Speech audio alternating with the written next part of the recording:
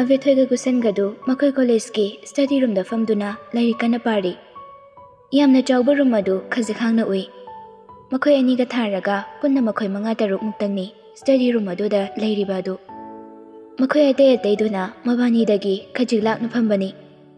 Exam ko raktraba oibana ani magdu larik da pukning changnai. Lang phangi wakhal khanbagi matam leite makhoi da. Ani du table khara pakpa amada mai onsinaduna chair amamam da fami. Lairik tu dagi mamai sunon khatnarakte. Minutes kunmuk asum lairaklaba matung Gusen du boring churakla male. Mamai du tapna non khatuna Avethoi de yenglaklami. Avethoi de pisum suglap dauna lairik du kana yengli. Gusen tapna kauraklami. Avethoi. Avethoi su lairik yengje haiba khaktani. Rohit bu yamna miss tawrakpana lairik parabasu pafam khangdre.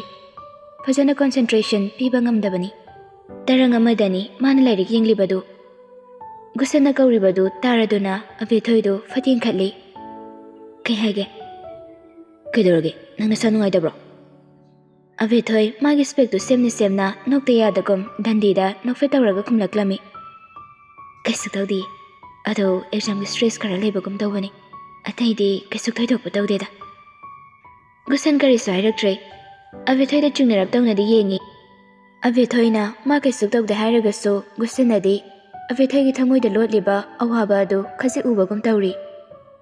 Gusen na sum yenglakpada Avethoi gi masadu khajik uncomfortable oiraklami. Makhut oye changna maithong da tasiliba masamdu napada phatphat yepkhatuna mamito tathak panglaga Gusen de yengi. Aduga latli tawna hairaklami. Kai dawrage. Aise hanaga manadabro. Gusen du mikup khara Avethoi de yenglambadagi Junbalani du chapsinaduna nokfe tawraklami.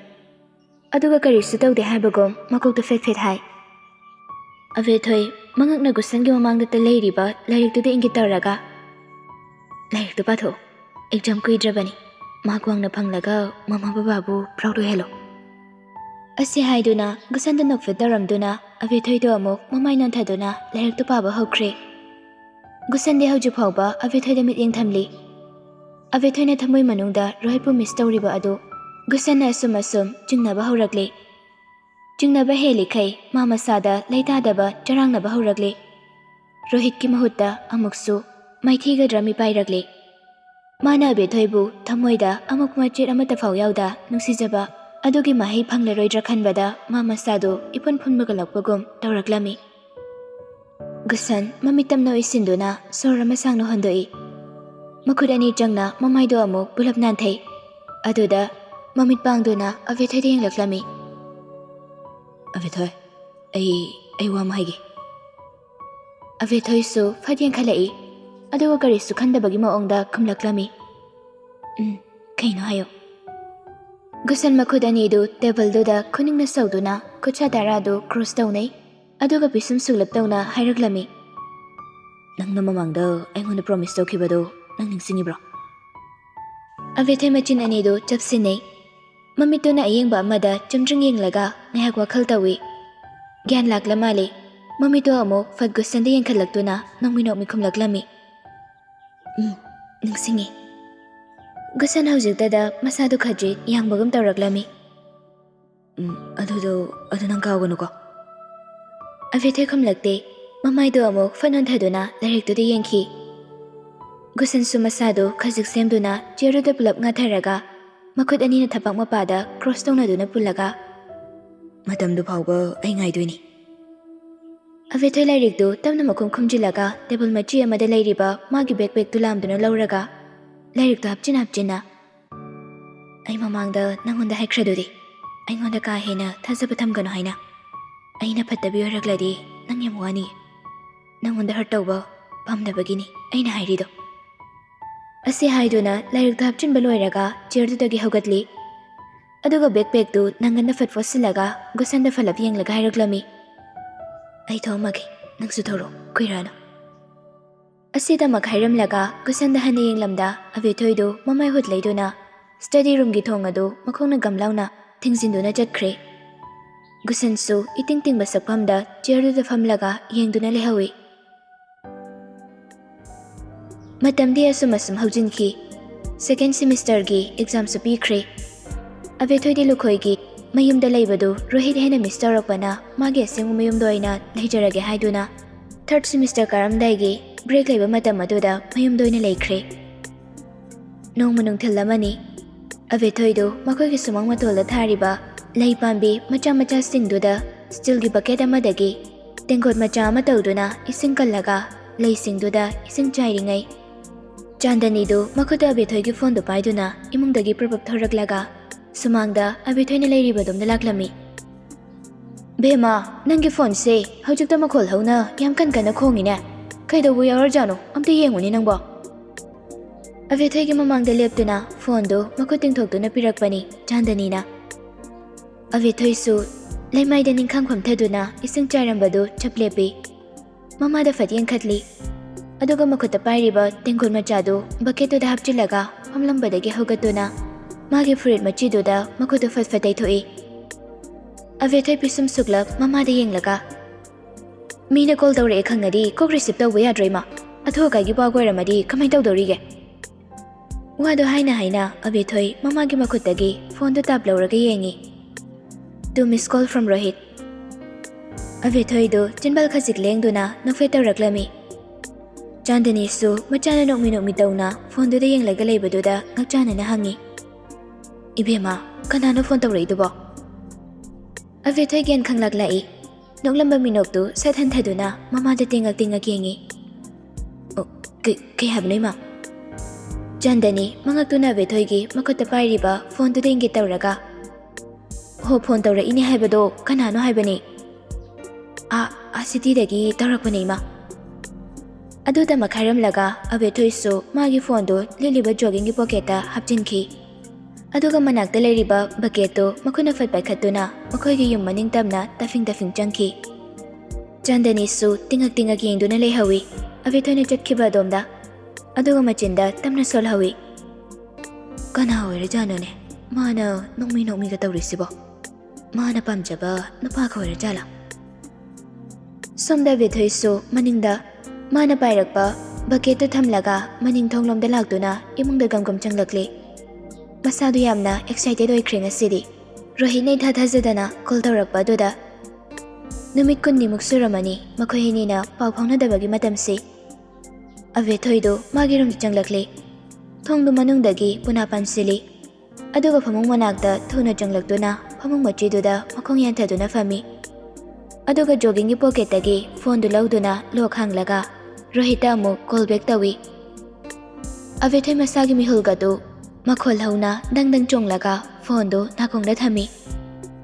Ahanbagi call duda Rohit receive tawrakti. Avethoi su murmur musonduna amuksu hanjina call tawraga phone du nakongda thami.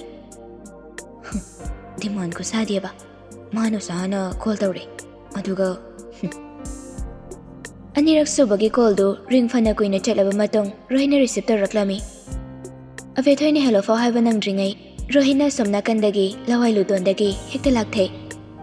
Angawi ngasai nawa to pamathi ba chalubro ha call receive tawba haitrudine phone ka do amda pairano lakim langthoko. Avethoi saubagi mahut nokmi tawjai yamna miss tawbani Rohit ki sau matek tu. Avethoi na fit tawraga kaino mi nangi sausibo hoi do sumangda lei singchai rubani adugini call lakpa khanghaudri do. Nayaga do yam higalakan khangbra ai mem sauningi ko exam loiraga aingonda call gamda tarakteba ai nek lakpa gane nang nasamdo loi phidoi tini ngaina. Avethoi su nokmi tawna phamungduda makhong thangatli aduga longna tamna hiptharai. Phone paidaba magi makhutna maduna mon makhadagi earphones to mana hairaklami. Nangnadi call sungtaw tawraktraga aina hana call tawbado ikaina tawbani. Nangdi masagi ungang sangang ka khara thire aingonda mu thina cherakti mali adugi tawraktabani. Aidi mai ga se leader gi mai panbini na ikaidre he nangonda ga call tawbase. Avethoi nokmi tawki earphones so makhuna mabada thengnare phone da fathin chili nakongda lengsli aduga phone du thabang mapada thamduna mami tamna oisilaga khonjal tapthana khumlaklami. Nangdi nupa wari dadi oh nupi na hana call tawrak sunga yadra haisa isaw yam langanu Rohit ꯑꯗꯣ ꯅꯪ ꯌꯨꯝꯗ ꯍꯜꯂꯛꯏꯁꯤ ꯆꯨꯝꯕ꯭ꯔꯣ? ꯃꯇꯝ ꯈꯔꯗꯤ ꯌꯨꯝꯗ ꯂꯩꯒꯦ ꯈꯟꯕ. 3rd semesterꯒꯤ session ꯍꯧꯔꯀꯥꯟꯗ ꯑꯣꯏꯅ ꯂꯥꯛꯑꯒꯦ. ꯑꯗꯣ ꯔꯣꯍꯤꯠ, ꯑꯩꯈꯣꯏ 2nd semesterꯒꯤ examꯗꯣ ꯅꯪ ꯀꯃꯥꯏꯅ ꯇꯧꯒꯦ? ꯑꯗꯨꯝ ꯅꯨꯡꯉꯥꯏꯈꯤꯕ꯭ꯔꯕ? ꯄꯥꯁ ꯇꯧꯒꯗ꯭ꯔꯣ? ꯔꯣꯍꯤꯠꯁꯨ ꯁꯣꯝꯗ ꯃꯥꯒꯤ ꯔꯨꯝꯒꯤ ꯕꯦꯜꯀꯣꯅꯤꯗꯨꯗ ꯂꯩꯔꯤ. ꯔꯦꯂꯤꯡꯗꯨꯗ ꯅꯪꯒꯟꯗ ꯉꯥꯊꯗꯨꯅ ꯃꯃꯥꯏꯗꯨꯅ ꯃꯥꯒꯤ ꯔꯨꯝꯗ ꯑꯣꯟꯁꯤꯜꯂꯤ. ꯃꯈꯨꯠ ꯅꯥꯝꯃꯅ ꯐꯣꯟ ꯑꯗꯨ ꯅꯥꯀꯣꯡꯗ ꯊꯝꯃꯤ. ꯑꯗꯨꯒ ꯃꯈꯨꯠ ꯅꯥꯝꯃꯅ ꯁꯦꯠꯂꯤꯕ ꯈꯣꯡꯒ꯭ꯔꯥꯎꯒꯤ ꯄꯣꯀꯦꯠꯇ ꯍꯨꯝꯃꯤ. ꯔꯣꯍꯤꯠꯇꯨ ꯅꯣꯛꯃꯤ ꯈꯨꯝꯂꯛꯂꯝꯃꯤ. ꯀꯩꯒꯤꯅꯣ ꯑꯗꯨ ꯍꯪꯉꯤꯗꯣ? ꯑꯩꯁꯦ ꯑꯦꯛꯖꯥꯝ ꯄꯥꯁ ꯇꯧꯔꯦ ꯀꯥꯏꯅꯒ ꯅꯪ ꯄꯥꯈꯠꯄ ꯐꯥꯎꯕ꯭ꯔꯣ? ꯑꯗꯨꯏ ꯅꯠꯇꯦ, ꯅꯪꯗꯤ ꯌꯥꯝ ꯐꯦꯜ ꯑꯣꯏꯒꯟꯕꯗꯨꯗ ꯁꯨꯝ ꯍꯪꯕꯅꯤ. ꯔꯣꯍꯤꯠꯇꯨ ꯁꯣꯔ ꯑꯃ ꯁꯥꯡꯅ ꯍꯣꯟꯗꯣꯛꯏ. ꯑꯗꯨꯒ ꯄꯣꯀꯦꯠ ꯍꯨꯝꯂꯝꯕ ꯃꯈꯨꯠꯇꯨꯅ ꯂꯨꯃꯥꯡꯒꯤ ꯃꯁꯝꯗꯨ ꯄꯨꯂꯞ ꯍꯨꯒꯠꯂꯒ ꯃꯁꯥꯗꯨ ꯆꯨꯝꯅ ꯂꯦꯞꯄꯤ. ꯅꯪ ꯂꯩꯇ꯭ꯔꯕꯅꯤꯅ ꯍꯧꯖꯤꯛꯇꯤ ꯑꯩ ꯂꯥꯏꯔꯤꯛ ꯇꯥꯛꯄꯤꯅꯤꯡꯉꯥꯏ ꯀꯅꯥꯝꯁꯨ ꯂꯩꯇ꯭ꯔꯦ. ꯑꯗꯨꯅ ꯐꯦꯜ ꯑꯣꯏꯒꯗ꯭ꯔꯥ ꯈꯜꯂꯤꯅꯤ. ꯑꯕꯦꯊꯣꯏ ꯃꯃꯤꯠ ꯎꯏꯁꯤꯜꯂꯝꯕꯗꯨ ꯈꯪꯄꯥꯡ ꯄꯥꯡꯉꯤ. ꯑꯗꯨꯒ ꯄꯥꯈꯠꯅ ꯍꯪꯂꯛꯂꯝꯃꯤ. ꯑꯁꯦꯡꯕ ꯅꯪ ꯐꯦꯜ ꯑꯣꯏꯔꯗꯤ ꯀꯃꯥꯏꯅ ꯇꯧꯗꯣꯏꯅꯣ ꯑꯗꯨꯗꯤ? ꯈꯪꯗꯦ. ꯅꯪꯒꯤ ꯃꯪꯗ ꯏꯀꯥꯏꯗꯅ ꯁꯤꯝꯄꯜꯗ ꯑꯗꯨꯝ ꯂꯩꯈꯤꯕꯁꯨ ꯌꯥꯏ. ꯅꯣꯏ ꯑꯗꯨꯋꯥꯏꯗ ꯁꯨꯡꯂꯥꯛ ꯂꯥꯛꯈꯤꯗꯕ ꯌꯥꯏ. ꯑꯕꯦꯊꯣꯏ ꯍꯤꯞꯂꯝꯕꯗꯒꯤ ꯂꯣꯡꯅ ꯐꯨꯛ ꯍꯧꯒꯠꯂꯤ. ꯑꯗꯨꯒ ꯈꯣꯟꯖꯦꯜ ꯈꯔ ꯋꯥꯡꯈꯠꯅ, ꯌꯥꯔꯣꯏꯌꯦ, ꯀꯩꯅꯣꯅꯤ? ꯔꯣꯍꯤꯠ ꯅꯣꯛꯃꯤ ꯃꯁꯥꯗꯨ ꯄꯨꯂꯞ ꯃꯄꯥꯟꯂꯣꯝꯗ ꯑꯣꯟꯊꯣꯛꯈꯤ. ꯑꯗꯨꯒ ꯃꯈꯨꯠ ꯅꯥꯝꯃꯗꯨꯅ ꯔꯦꯂꯤꯡꯗ ꯄꯥꯏꯔꯒ, ꯀꯩꯒꯤꯅꯣ? ꯑꯩ ꯂꯥꯛꯑꯔꯣꯏꯅ ꯅꯪ ꯄꯥꯈꯠꯂꯤꯔꯣ? ꯑꯕꯦꯊꯣꯏ ꯃꯃꯤꯠꯀꯗꯨ ꯃꯊꯛꯇ ꯑꯣꯟꯈꯠꯇꯨꯅ ꯁꯣꯔ ꯑꯃ ꯈꯪꯍꯣꯟ ꯍꯣꯟꯗꯣꯛꯏ.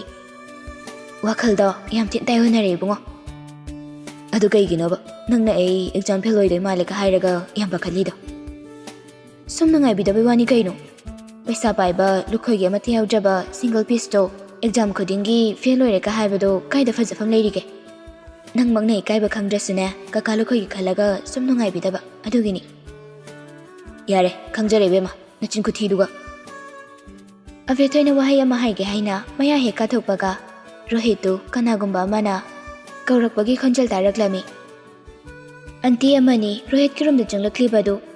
ꯔꯣꯍꯤꯠꯁꯨ ꯃꯥꯕꯨ ꯀꯧꯔꯛꯂꯤꯕꯗꯨ ꯇꯥꯔꯗꯨꯅ ꯐꯣꯟꯗꯨ ꯅꯥꯀꯣꯡꯗ ꯊꯝꯅ ꯕꯦꯜꯀꯣꯅꯤꯒꯤ ꯊꯣꯡꯂꯣꯝꯗ ꯌꯦꯡꯊꯣꯔꯛꯏ. ꯑꯗꯨꯒ ꯈꯨꯝꯃꯤ. ꯀꯩ ꯍꯥꯏꯒꯦ ꯑꯟꯇꯤ? ꯑꯟꯇꯤꯗꯨ ꯕꯦꯜꯀꯣꯅꯤꯔꯣꯝꯗ ꯂꯥꯛꯂꯒ ꯔꯣꯍꯤꯠꯀꯤ ꯅꯥꯛꯇ ꯂꯦꯞꯇꯨꯅ, ꯁꯥꯔ ꯂꯨꯈꯣꯏ ꯂꯥꯛꯍꯧꯋꯦ. ꯅꯪꯉꯣꯟꯗ ꯋꯥ ꯈꯔ ꯁꯤꯟꯅꯔꯝꯒꯦ ꯍꯥꯏꯌꯦ. ꯌꯥꯔꯗꯤ ꯅꯪꯗꯣ ꯃꯈꯥꯗ ꯑꯝꯇ ꯀꯨꯝꯃꯛꯀꯦꯔꯣ? ꯔꯣꯍꯤꯠꯇꯨ ꯏꯍꯩ ꯍꯩꯅꯤꯡꯗꯅ ꯁꯨꯒꯠꯂꯞ ꯇꯧꯅ ꯈꯨꯝꯃꯤ. ꯑꯟꯇꯤ ꯍꯣꯏꯗ ꯑꯗꯨꯝ ꯍꯥꯏꯍꯜꯂꯝꯃꯨ. ꯑꯩꯗꯣ ꯑꯔꯨꯕ ꯋꯥꯔꯤ ꯑꯃ ꯁꯥꯟꯅꯔꯤꯅ ꯇꯧꯕꯅꯤ. ꯑꯩ ꯀꯨꯝꯂꯛꯄꯗꯣ ꯅꯨꯡꯉꯥꯏꯔꯔꯣꯏꯕ. ꯁꯥꯔꯅꯗꯤ ꯅꯪꯉꯣꯟꯗ ꯑꯣꯏꯅ ꯍꯥꯏꯔꯝꯒꯦ ꯍꯥꯏꯅꯦ. ꯀꯩꯁꯨ ꯀꯨꯏꯒꯗꯕ ꯅꯠꯇꯤꯌꯦ, ꯃꯤꯅꯠ ꯑꯃꯅꯤ ꯈꯛꯀꯤ ꯋꯥꯅꯤ. ꯑꯁ, ꯑꯩ ꯌꯥꯔꯣꯏ ꯍꯥꯏꯕꯅꯤ. ꯁꯣꯝꯗꯁꯨ ꯑꯕꯦꯊꯣꯏꯅ ꯂꯣꯏꯅ ꯇꯥꯔꯦ ꯔꯣꯍꯤꯠꯀ ꯑꯟꯇꯤꯗꯨꯒꯅ ꯁꯥꯟꯅꯔꯤꯕ ꯋꯥꯔꯤꯗꯨ. ꯔꯣꯍꯤꯠꯀ ꯅꯝꯈꯨꯀꯟꯗꯨ ꯃꯥꯁꯨ ꯂꯣꯏꯅ ꯈꯪꯕꯅꯤ. ꯐꯖꯅ ꯊꯦꯝꯂꯒ ꯍꯥꯏꯗ꯭ꯔꯒꯗꯤ ꯌꯥꯔꯔꯣꯏ ꯈꯜꯂꯗꯨꯅ ꯑꯕꯦꯊꯣꯏꯅ ꯔꯣꯍꯤꯠꯄꯨ ꯇꯞꯅ ꯀꯧꯔꯛꯂꯝꯃꯤ. ꯔꯣꯍꯤꯠ. ꯔꯣꯍꯤꯠꯁꯨ ꯇꯞꯅ ꯈꯨꯝꯃꯤ. ꯑꯟꯇꯤꯗꯨꯁꯨ ꯔꯣꯍꯤꯠꯀꯤ ꯅꯥꯀꯜꯗ ꯂꯩꯔꯤ. ꯇꯥꯏꯌꯦ. ꯀꯀꯥ ꯂꯨꯈꯣꯏꯅ ꯍꯥꯏꯒꯦ ꯍꯥꯏꯔꯤꯗꯣ ꯑꯔꯨꯕ ꯋꯥ ꯑꯣꯏꯔꯝꯒꯅꯤꯌꯦ. ꯃꯈꯥꯗ ꯀꯨꯝꯃꯨꯔꯣ. ꯑꯩ ꯇꯜꯂꯦ ꯃꯤ. ꯑꯁ, ꯇꯟꯕ ꯌꯥꯔꯣꯏ ꯃꯤ, ꯃꯔꯝ ꯃꯣꯛꯄꯅꯤ. ꯀꯨꯝꯃꯨꯕꯁꯦ. ꯃꯤꯅ ꯇꯜꯂꯦ ꯍꯥꯏꯔꯒꯕ? ꯁꯤ, ꯀꯨꯝꯃꯨꯕ. ꯔꯣꯍꯤꯠ ꯁꯣꯔ ꯑꯃ ꯁꯥꯡꯅ ꯍꯣꯟꯗꯣꯛꯏ. ꯑꯗꯨꯒ ꯑꯟꯇꯤꯗꯨꯗ ꯐꯂꯞ ꯌꯦꯡꯂꯒ, ꯍꯣꯏꯁꯦ, ꯀꯨꯝꯃꯒꯦ. ꯑꯕꯦꯊꯣꯏꯗꯨ ꯅꯣꯛꯃꯤ. ꯑꯗꯨꯗꯤ ꯑꯩ ꯀꯣꯜ ꯊꯝꯃꯒꯦꯀꯣ? ꯊꯝꯃꯦ. ꯑꯁꯤ ꯍꯥꯏꯗꯨꯅ ꯑꯕꯦꯊꯣꯏꯅ ꯀꯣꯜ ꯑꯗꯨ ꯊꯝꯈ꯭ꯔꯦ. ꯔꯣꯍꯤꯠꯁꯨ ꯀꯣꯜꯗꯨ ꯊꯝꯈꯤꯕꯒ ꯇꯨꯠ ꯍꯥꯏꯕ ꯃꯈꯣꯜꯗꯨꯗ ꯐꯣꯟꯗꯨ ꯅꯥꯀꯣꯡꯗꯒꯤ ꯇꯞꯅ ꯁꯠꯇꯣꯛꯂꯒ ꯑꯟꯇꯤꯗꯨꯗ ꯄꯩꯔꯞ ꯌꯦꯡꯉꯤ. ꯑꯟꯇꯤꯗꯨ ꯇꯤꯡꯉꯛ ꯌꯦꯡꯗꯨꯅ ꯂꯩ. ꯔꯣꯍꯤꯠꯇꯨ ꯍꯣꯏ ꯃꯩ ꯀꯔꯤꯁꯨ ꯍꯥꯏꯔꯝꯗ ꯃꯈꯣꯡ ꯒꯝꯒꯝ ꯊꯥꯡꯗꯨꯅ ꯕꯦꯜꯀꯣꯅꯤꯗꯒꯤ ꯑꯃꯨꯛ ꯊꯣꯛꯈꯤ. ꯑꯁꯣꯝꯗꯁꯨ ꯑꯕꯦꯊꯣꯏꯗꯨ ꯀꯣꯜ ꯍꯦꯛ ꯊꯝꯕꯒ ꯐꯣꯟꯗꯨꯗ ꯃꯨꯟꯅ ꯁꯪꯇ꯭ꯔꯤꯛ ꯌꯦꯡꯉꯤ. ꯃꯤꯀꯨꯞ ꯈꯔꯒꯤ ꯃꯇꯨꯡ ꯋꯥꯆꯞꯇ ꯆꯪꯉꯤ. ꯑꯗꯨꯒ ꯔꯣꯍꯤꯠꯀꯤ ꯆꯥꯠꯇ ꯆꯪꯗꯨꯅ ꯃꯦꯁꯦꯖ ꯑꯃ ꯇꯥꯏꯞ ꯇꯧꯏ. ꯍꯦꯄꯤ ꯚꯦꯂꯦꯟꯇꯥꯏꯟꯁ. ꯃꯦꯁꯦꯖꯇꯨ ꯁꯦꯟ ꯇꯧꯈ꯭ꯔꯦ. ꯗꯦꯂꯤꯚꯔꯗꯤ ꯇꯧꯈ꯭ꯔꯦ, ꯑꯗꯨꯕꯨ ꯁꯤꯟꯗꯤ ꯇꯧꯗ꯭ꯔꯤ. ꯑꯕꯦꯊꯣꯏꯁꯨ ꯐꯣꯟꯗꯨ ꯑꯃꯨꯛ ꯂꯣꯛ ꯇꯧꯁꯤꯜꯂꯒ ꯃꯥꯒꯤ ꯐꯃꯨꯡꯗ ꯊꯝꯂꯒ ꯃꯥꯒꯤ ꯐꯃꯨꯡꯗꯒꯤ ꯀꯨꯝꯊꯔꯛꯂꯝꯃꯤ. ꯑꯗꯨꯒ ꯃꯥꯒꯤ ꯔꯨꯝꯗꯒꯤ ꯊꯣꯔꯛꯂꯤ. ꯔꯣꯍꯤꯠꯁꯨ ꯃꯄꯥꯒ ꯀꯔꯤꯅꯣ ꯋꯥꯔꯤ ꯈꯔ ꯁꯥꯟꯅꯔꯝꯂꯒ ꯃꯥꯒꯤ ꯔꯨꯝꯗ ꯑꯃꯨꯛ ꯆꯪꯂꯛꯂꯤ. ꯁꯣꯐꯥ ꯑꯍꯥꯡꯕ ꯑꯃ ꯂꯩꯔꯤꯕꯗꯨꯗ ꯒꯤꯠ ꯐꯝꯊꯩ. ꯑꯗꯨꯒ ꯃꯈꯨꯠꯇ ꯄꯥꯏꯔꯤꯕ ꯐꯣꯟꯗꯨꯒꯤ ꯄꯋꯥꯔ ꯕꯇꯟꯗ ꯅꯝꯗꯨꯅ ꯌꯦꯡꯕꯗ ꯑꯕꯦꯊꯣꯏꯒꯤ ꯋꯥꯆꯞ ꯃꯦꯁꯦꯖ ꯑꯃ ꯂꯩꯔꯤꯕꯗꯨ ꯅꯣꯇꯤꯐꯤꯀꯦꯁꯟ ꯕꯥꯔꯗꯒꯤ ꯎꯔꯦ. Rohit do khulai thuna phone do fat lo khangi aduga WhatsApp ta changduna message to pai Avethoi na tharakliba message to paru badagi Rohit ti nofei tawduna ta leikhre Masadu irang langi nokmi tawna masu message sama type tawduna Avethoi da send tawki Happy Valentine's Matam khara haujinkhre Third semester gi season hauduna mayamdu college loina kanare Rohit ti magi college da mamanaba anawu tinarasu yamna close oinadi amata tinade Mana simple city da lakhibagi maramsu haju phawba kaudri mathauda buning changli Avethoi gasu ka hena wari sanaba tawde Sonia na mabu tattana koitan tanaba enoi tawba amadi mangonda chayinaba kaya amasu tawri haju phawbagi oina Adubu Rohit dadi pakhenjin mangamde Rohit ki masa pumba mapangal kanba wala mana khajin bagum tawi khariba wala du Sonia na thogai bagi sakti leite Break ki matamni Rohit tu makhoi college ki library changpham manakte leiriba garden adom da laktuna bench amada phamlaga novel ama kanna pari English ki writing skills tu ka hena fagatnaba Avethoi ni English ki novel gumba Pau haina advice pirakwa adugini mana handak marak novel da thawai yamna yakhalakliba Rohit bench da makhong amana amagi mathakta lonsinduna karan chatlaga thami aduga magi thabak mapawai da makhut anina lairik tu pairi mamai du khajik nontharap tawna novel du kana pari tanja da khunjala mana Rohit ki hek matung dagi yamna nakna hairaklami nangsida kai tawramino Rohit khangpre khangi Afing of Fioina, Laricto, Makodoina for Tangte. Aduga Makut Yetuna, Tabamupa de Tamduna, Matung Fadon Tokduna, Ganano Hainiangi. Soniadu, Masakon Terapdona, Magi Mamaidu, Rohit Kinagong Mayada, Yamanak Tamduna, Rohit Napariba, Novella Duda, Masu Yanglaga, Hirami. Rohit Nakang Brekangna, Mamai later Baduda, Sonia so, Mami Lagtokna, Rohit Yanglami.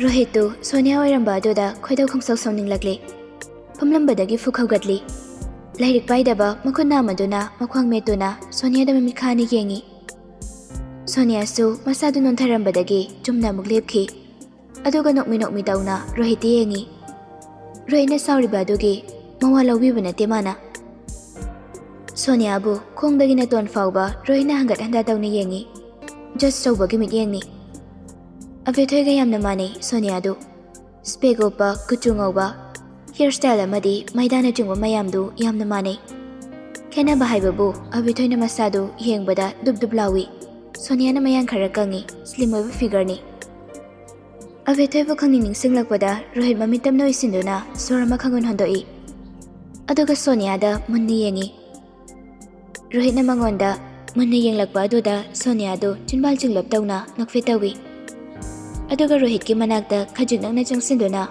Rohit ki mangda makhut aniduna thabak mabada cross tawna punduna lepi Sonia du yamna kesinana style ga tawraga hanglaklami yamna cute oiba saduna Rohit nang aibu nungsiba phawdro aingonda attraction amta laktrona Rohit nupiduda pairapni yengi Avethoi ga fana manarabasu Avethoi di sungna natre mangda lepliba nupidu Sakara kaktakna saurangna na hanglaklami Kaino nang pamise Nang gaya ga kari mari thoknage Aigi tungda nang nakoy ni naido Ayam hainadre Nang nasumayna aigi tung koy ni nabade Matungda di samay tawrakano Karami nung suit biga tawbase Nang gedogi henjin ba matawdudana Isa se tuk lawi Ay nang gatinaningi Iwani friend oisi Rohit machin gado pairap tawna Mamito matagdo ang katuna Ay nubiga tinabatali Aigi nupi natana atoba nupi amadaga ay loinaningde